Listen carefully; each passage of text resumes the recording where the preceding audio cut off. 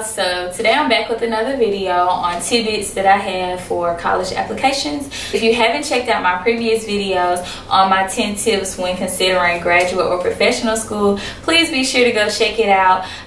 It'll be in the description box below. If you'd like to hear the tips that I have, then continue to watch. The first thing that I'll say when applying to college is to know your school's requirements.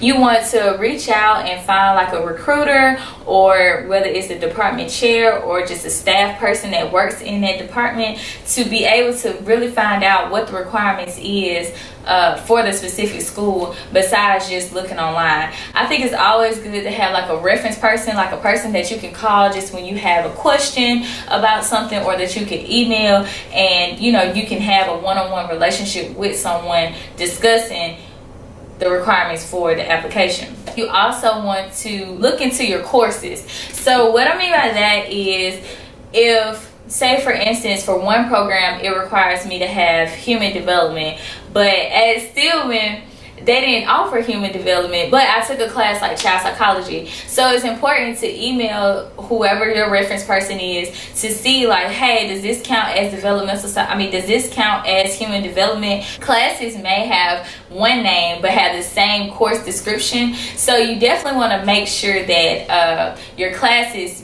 possibly could be transferred to prevent you having to take extra classes or thinking that you don't have the necessary prereqs that you might have. Next tip, you want to make sure you start your application ahead of time. If your application is due in September, then go ahead and start putting your information in February. You want to make sure that you do things ahead, so you won't be on the bottom of the pile, but you will be on the top of the pile. And you also want to be better prepared for any incidentals that might happen during your application process, and so that you can turn your application in early. My next tip.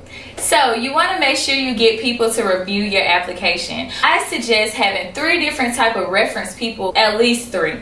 So you want to get like a peer mentor, like someone who is like a friend but give you their honest opinion, someone who's always on top of things when it comes to their schoolwork, a mentor that's in the required field that you're going into, like your reference person for the program that I was mentioning earlier, or just someone who's already in that field. You want to get a professional that just is good with like reviewing applications. Maybe for their job they're the one who does the hiring and interviewing, or they're just really good at resumes or really good at English.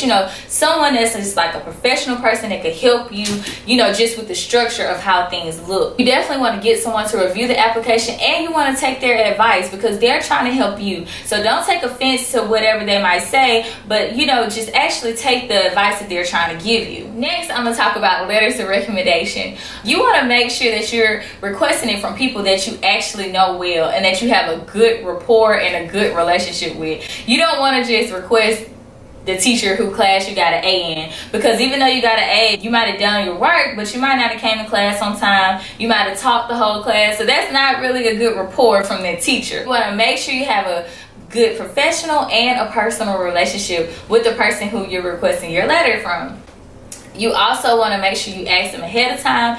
I would suggest at least 12 weeks, which is about 3 months, because it seems like a long time, but that gives room, like I said before, for incidentals to happen. Set the deadline of when your letters are due before your actual application is due, at least a month out, just in case they get to that 12 week and they're like, oh, I thought it was due next week. You have to stay on top of them about it in a nice way, but you want to give them enough time for the, oh, I forgot, and things do happen. So you want to give enough time for stuff to happen. You want to provide a resume or just a list of things, accolades and positions that you held, or like things that you were involved in, clubs and other things that you might want added into your letter that the person who's writing your letter might not know. You want to have strong, lengthy recommendation letters. You don't want to just have like a paragraph. You want it to at least possibly be a page. You want to have a good letter, because what others say about you means a lot, being that these people don't know you. Next, test scores. In preparation for school, you have to take a test. Either it's going to be the ACT for undergrad, or it's going to be the GRE, the MCAT, the PCAT, or something like that for a graduate program. So once you take those tests, at the end of the test it asks you, would you like to send your scores to different schools? I already have in mind what schools you want to send those scores to. It saves you money and it saves time later on waiting on those scores to get there. You want to make sure you take that test way ahead of time though, so that your scores will have time to make it into the application prior to turning the application in. You also want to make sure that you take your test in enough time that if you do need to retake it, you have time to retake it. I would start taking my test probably like a year before I even start applying, because it's not going to hurt anything, and you know, that's just one less thing you have to worry about if you have a good score. One mistake I made was when I took one test, I had my overall score and I wasn't happy with it, so I was like, oh, I'm not going to report these scores. Well, I didn't look at the fact that I had scored high in verbal reasoning and not so much in quantitative reasoning. So then when I took it again, I scored higher in quantitative reasoning than I did in verbal reasoning. So I then had to pay for my score to get sent, for the first test score to get sent to the university, versus just go ahead and send in both scores. I think it's about $27 for you to send your scores for the GRE, for you to send your scores to the school. So to prevent all that, just go ahead and request the scores to be sent at the end of the test, and if you do need to retake it, then you can send those scores too, and then they can see the progress that you have made towards the test. So it still works out in your favor, and you're already paying to take the exam. So if they're going to let you send the scores for free, then do that versus trying to pay for the scores later. Next, you want to make sure you document and make copies of everything, because people will try it. You and Rebecca are on the phone. Y'all set up an appointment of when you're going to meet to sit down and talk about maybe the requirements that you need for the program. Well, you want to make sure that you know that you call Rebecca on this day and she said that this is when you guys' appointment will be, because it's easy for you to get up to the school and they say, oh, well, you never called and set up an appointment. Oh, well, I have right here where I called her, I spoke with her, and it was on January the 10th, and she said that we can meet on today. So you definitely want to keep documentation of things. Document your receipts of when you pay for transcript, application fees, anything of that sort. You even want to keep copies of when you requested the transcripts. You know, it's easy to like save files as a PDF to your computer so that you won't necessarily have to print off paper, but then sometimes you do just want to have paper copies of things, because we all know technology can fail us sometimes. So you want to make sure you just have documentation to follow up on, even emails that you sent, like the email I was saying to send about, you know, course descriptions and comparing classes from one university to another. You want to save those emails. Just save everything. If it's anything related to the program, related to your application, just you rather save it than not save it. And even when you're submitting your application online, like you want to save when it says application for complete, you want to save as a PDF when it says verification of application. Make sure you document everything as it's happening so that you'll have proof if something were to occur where your word isn't holding up. Next, I want to talk about personal statements for occupational therapy.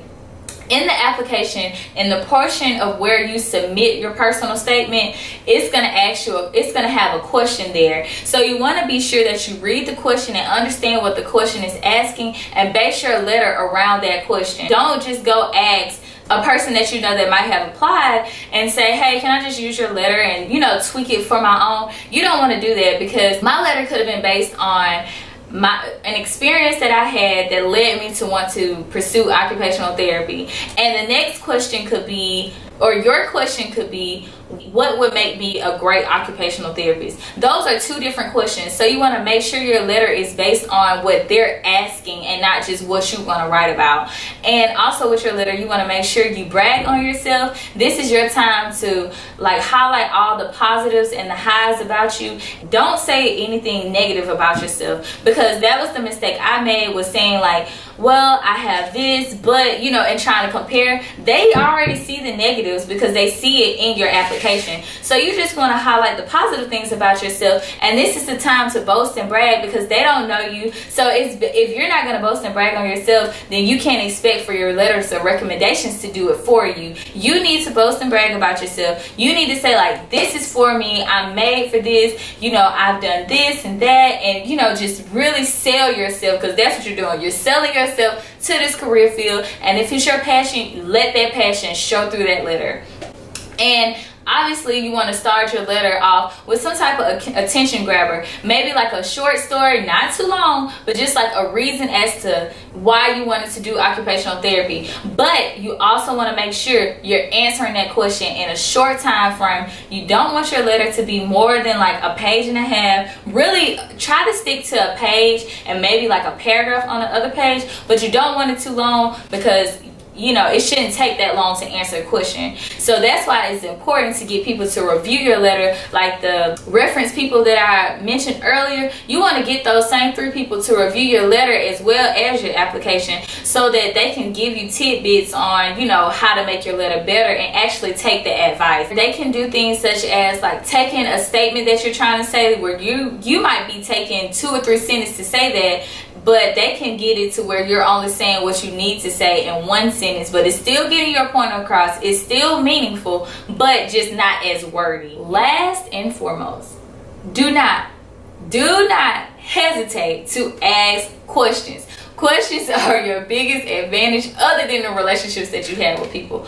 Ask questions, and with asking questions, you're building relationships with people, so it all works in your favor. So make sure you ask your peers, make sure you ask people who are in the field, find mentors, have more than one mentor. Just ask people, even if they apply to a different program from you, but they go to the same university, ask them questions.